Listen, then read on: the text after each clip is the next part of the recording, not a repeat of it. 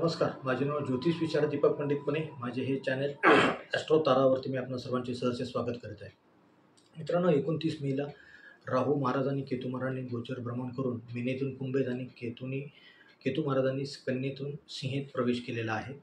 त्याचं सर्व 12च्या 12 राशींना काय फळ मिळणार आहे, काय परिणाम होणार आहे, काय उपाययोजना केली पाहिजे आणि काय उपाय केले पाहिजेत हे पाहण्याकरता आपण हा व्हिडिओ बनवत आहोत. ही माहिती घेण्याकरता आपण व्हिडिओ बनवत आहोत. पाहूयात मेष राशी. मेष राशीच्या हे पंचम स्थानातून आणि लाभस्थानातून गोचर भ्रमण होत आहे.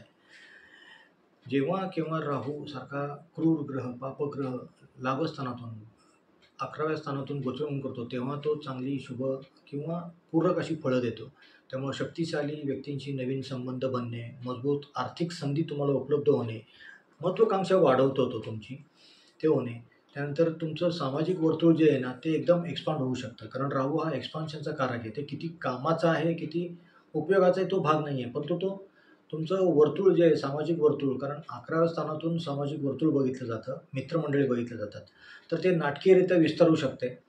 किंवा त्याचबरोबर हे 11वं स्थान हे इच्छापूर्तीचं स्थान आहे. तर दीर्घकाळापासून एखादी प्रलंबित इच्छा असेल आणि ती जर का योग्य आणि पूरक असेल तर ती इच्छा पूर्ण होऊ शकते. परंतु त्याचबरोबर डिस्क्लेमर असा येते की 5व्या घरात केतू आहे आणि केतू हा तुमची पंचम स्थानातून जेव्हा गोचर म्हणून करतो तेव्हा तुमचे प्रेम संबंध, तुमची संतती किंवा तुमची स्वतःची इच्छाशक्ती, तुमची स्वतःची विल पॉवर यावरती डायरेक्टली अफेक्ट करतो. त्यामुळं प्रेम संबंधामध्ये एक प्रकारची अलिप्तता येणे, डिटॅचमेंट होणं, मुलांचे अंतर निर्माण होणं, मुलांबरोबर विसंवाद निर्माण होणं या गोष्टी होऊ शकतात.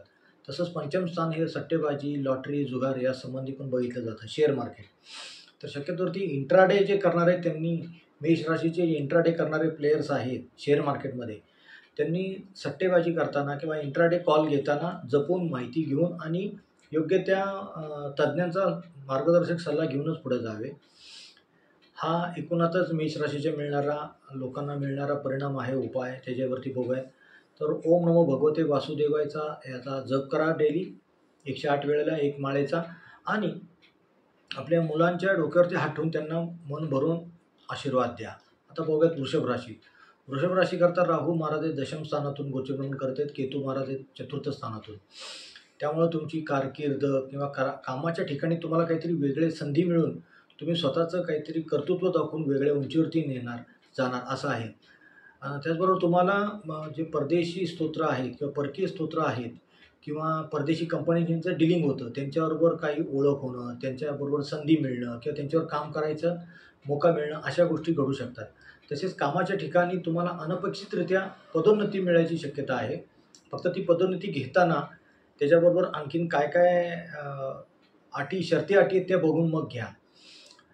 हे जो काळ आहे तुमच्याकरता पुढच्या 1.5 वर्षाचा, तो तुमचं व्यावसायिक क्षेत्रातलं वजन वाढवणारा आहे. कारण दशम स्थान हे कर्मस्थान आहे आणि तिथं राहू महाराजांचं गोचर भ्रमण हे समाजातील, तुमच्या व्यावसायिक क्षेत्रातील वजनदार व्यक्तींबरोबर तुमची ओळख वाढवणं, त्यांच्याबरोबर तुम्हाला काम करायची संधी मिळणं किंवा त्यांचा रेफरन्स तुम्हाला मिळणं अशा गोष्टी घडू शकतात.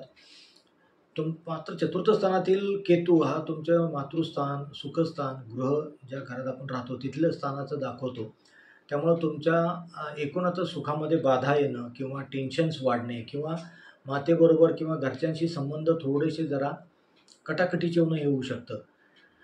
त्यामुळं तुम्ही घरगुती जीवनाबद्दल थोडंसं तुम्हाला जरा सावध राहावं लागेल, काळजी घ्यावी लागेल.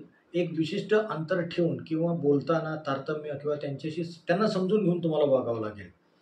कारण दशम स्थानातून राहू तुमचं कर्मस्थानामध्ये एक्सपोनेन्शियल ग्रोथ दाखवतोय. त्यामुळे तुमच्या ग्रह सौख्यावरती त्याचा परिणाम होऊ शकतो. उपाय काय करायचे तर दुर्गा सप्तशतीचं पठण करा. आईच्या पायांना दररोज झोपण्यापूर्वी, झोपायच्या आधी तेल लावून मालिश करत जा. आता बघूयात मिथुन राशी. मिथुन राशीच्या जातकांसाठी हा 9व्या स्थानातून राहूचं गोचर भ्रमण होत आहे. जे 9वं स्थान उच्च शिक्षण, अध्यात्म, धर्म, त्याचबरोबर तुमचे काय म्हणतो त्याला ना आपण की दूरचे ओव्हरसीज जे आहेत ना, परदेशी प्रवास, दूरचे पल्ल्याचे प्रवास दाखवतं, लांब पल्ल्याचे प्रवास. तर या ठिकाणी तुम्हाला काही अनपेक्षित गोष्टी घडायची शक्यता आहे. तुमची धर्मावरची श्रद्धा कमी होईल किंवा प्रचंड वाढेल अशी शक्यता आहे. त्याचबरोबर लांबच्या पल्ल्याचे प्रवास करताना तुम्हाला थोडीशी काळजी घ्यावी लागेल.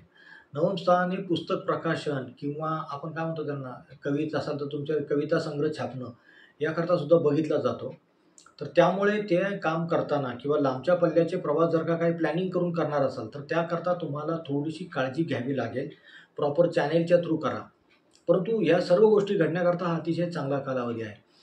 आता तृतीय स्थानात, नवम स्थानात राहू म्हणजे तृतीय स्थानात केतू आहे. तो छोटे भावंड, त्याचबरोबर तुमचे शेजार-पाजारी, तुमचं पराक्रम, छोटे प्रवास याचं दाखवतो. तर तिथं काही तुम्हाला थोडंसं अंतर किंवा थोडंसं विसंवाद घडायची शक्यता आहे छोट्या भावंडांसोबत किंवा तुमचे शेजार-पाजाऱ्यांसोबत. तर तिथं विसंवाद कसा होणार नाही किंवा तुमच्या संवादाची पातळी कशी चांगली राहील हे पाहणं तुमचं काम राहील.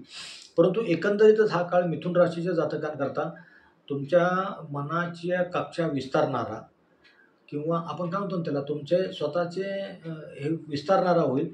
परंतु त्याचबरोबर काही बाबतीत तुम्हाला काळजी घ्यावी लागेल असं आहे.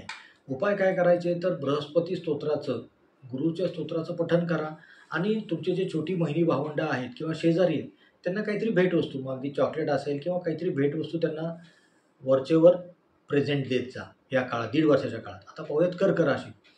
कर्क राशीच्या लोकांसाठी हे राहू केतूचं संक्रमण जे आहे ना, ते अष्टम स्थानातून राहू.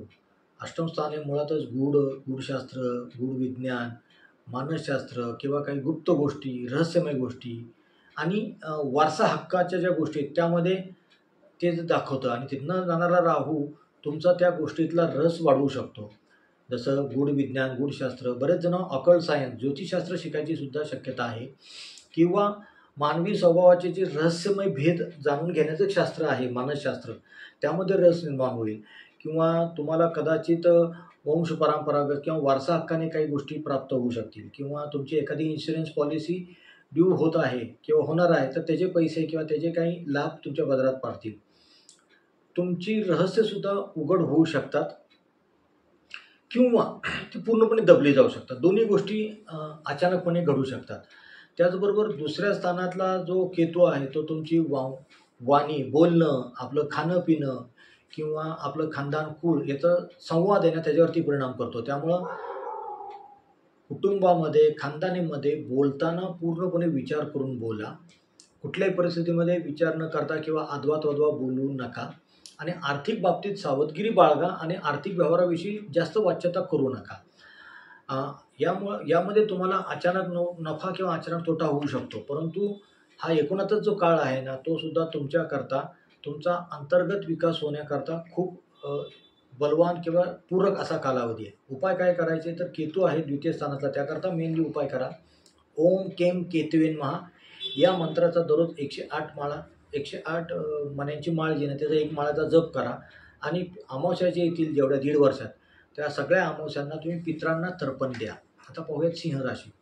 सिंह राशीच्या लोकांकरता राहू महाराजांचं सप्तम स्थानातनं आणि सिंहेतनंच केतू महाराजांचं गोचर भ्रमण आहे. त्यामुळं हा संपूर्ण काळ तुमच्याकरता नातेसंबंधांमध्ये किंवा जोडीदाराबरोबर किंवा तुमचं स्वतःचंच पब्लिकमध्ये तुमच्या नातेवाईक असतील किंवा पब्लिक इमेज कशी आहे त्यानुसार वागणं फार महत्त्वाचं आहे हा कालावधी. त्यामुळं तुम्हाला एक प्रकारचं जपून राहावं लागेल. हे तर पहिला पार्ट आहे.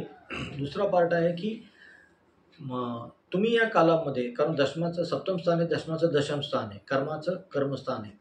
त्यामुळं तुम्हाला या कालामध्ये जीवनावरती प्रभाव पाडणाऱ्या व्यक्तींची गाठभेट पडू शकते किंवा तुम्ही त्यांच्याकडे आकर्षिले जाऊ शकता.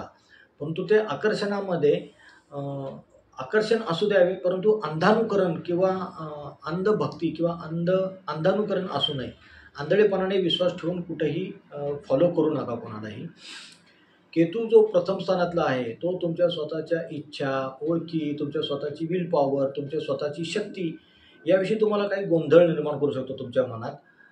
काही प्रकारचे आपण काय म्हणतो त्याला, एक प्रकारची डिटॅचमेंट देऊ शकतो किंवा स्वतःचा सेल्फ कॉन्फिडन्स कमी होण्याचा हा कालावधी आहे.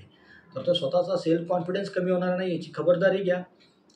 त्याचबरोबर सप्तमातला राहू आहे तो तुम्ही चुकीच्या लोकांकडे, चुकीच्या संघटना, चुकीच्या व्यक्ती यांच्याकडे आकर्षण होऊन वाम मार्गाला लागणार नाही, चुकीच्या मार्गाला नाहीत याची काळजी घ्या. आणि परंतु हा कालावधी तुमच्याकरता सेल्फ इंट्रोस्पेक्शन, आत्मपरीक्षण याच्याकरता हा कालावधी आहे. त्या कालावधीचा पुरेपूर वापर करून घ्या. म्हणजे एक प्रकारचे 1.5 वर्षानंतर जर का तुम्ही हा कालावधी पूर्णपणे चांगल्या प्रकारे वापरलात, तर तुम्ही स्वतःला 1.5 वर्षानंतर पूर्णपणे बदललेला पाहाल. या काळात तुम्ही करायचा उपाय म्हणजे सप्तम स्थानात राहू महाराज आहेत, तर ते राहू बीज मंत्राचा जप करा आणि जोडीदाराकरता, लाईफ पार्टनर करता काहीतरी खास करा. त्यांना प्रेझेंट द्या. त्यांना कसं तुम्हाला प्रेम व्यक्त करता येईल ते व्यक्त करा. आता पाहूयात कन्या राशी. कन्या राशीच्या 6व्या घरातनं राहू, मी आधी म्हणालो तसं की 3, 6, 10, 11 या स्थानातनं कुठल्याही पापग्रहाचं गोचरप्रमाणे शुभ किंवा पूरक किंवा शुभ फलदायक असतं. त्यामुळे षष्ठातला राहू हा तुमच्या शत्रूवरती मात करेल, कर्जाचा निपटारा करेल. त्याचबरोबर तुमचे जे रोग असतात त्या रोगाला एकतर तुम्हाला पूर्णपणे औषध मिळून तो पूर्णपणे रोग नाहीसा होऊन जाईल किंवा तो रोग आणखीन वाढेल, अशी पण शक्यता आहे. तुमची सहनशक्ती सुधारायचा हा कालावधी आहे. तुम्ही कुठल्याही प्रकारच्या स्पर्धा परीक्षांमध्ये पार्ट घेत असाल, भाग घेत असाल, तर त्यामध्ये तुम्हाला जबरदस्त यश मिळेल किंवा तुम्ही तिथे थोडेसे वरचढ व्हाल. राहू ह्या बाबतीत, षष्ठातला राहू या बाबतीत अतिशय चांगलं फळ देतो. हा आत्तापर्यंतचा अनुभव आहे. परंतु लक्षात ठेवा 12व्या घरात केतू आहे. तो तुम्हाला अध्यात्माची आवड, एकटेपणा निर्माण करेल, डिटॅचमेंट देईल समाजापासून, सगळ्या तुमच्या नियर अँड डिअर वन्सपासून. ती काळजी घ्या. कुठेही तुम्ही अध्यात्माकडे वळलात तर चांगली गोष्ट आहे, परंतु उगीचच एकलकोंड होणं, एकटं पडणं या गोष्टी टाळा. ती तुमची आवड वाढणार आहे, परंतु ती कुठपर्यंत ठेवायची, म्हणजे वयाच्या कुठल्या टप्प्यावरती आहात तुम्ही, त्यानुसार तुम्ही त्याच्यावरती कॉल घेऊ शकता, ठरवू शकता की एकांत कसा स्वीकारायचा, किती स्वीकारायचा आणि का स्वीकारायचा ते. परंतु यामध्ये एक होईल की तुम्ही बाह्य अडथळ्यांवरती मात करू शकाल षष्ठातल्या राहूमुळे, परंतु 12वा केतू किंवा व्ययस्थानातला केतू तुम्हाला तुमच्या अंतर्गत जे अडथळे आहेत त्याच्यावरती मात करण्याकरता तुम्हाला बरेचसे कठोर परिश्रम घ्यावे लागतील. हे करा. उपाय काय कराल तर शिवलिंगावरती डेली जमलं तर शक्यतो डेली अभिषेक करा किंवा किमान सोमवारी तरी अभिषेक करा. आणि व्ययस्थानातला केतू आहे, जे गोरगरीब आहेत किंवा ज्यांची परिस्थिती नाही आहे, आर्थिक परिस्थिती नाही आहे, अशांना औषधांची गरज असते, औषध पाणी किंवा कुठं ऑपरेशनचा खर्च पाहिजे असतो वगैरे, तर तिथं तुमच्या यथाशक्ती तुमच्या ऐपतीनुसार तुम्ही दान करा. मित्रांनो, हे आपण पाहिलं मेषपासून कन्या राशीला मिळणारं फळ, त्याच्यावरती काय परिणाम होतो राहू केतूच्या गोचर भ्रमणाचा आणि काय एक सर्वसाधारण उपाययोजना केली पाहिजे. आशा करतो की माझा व्हिडिओ आपल्या पसंतीस आला असेल तर माझ्या व्हिडिओला लाईक करा, सबस्क्राईब करा आणि शेअर करा. धन्यवाद.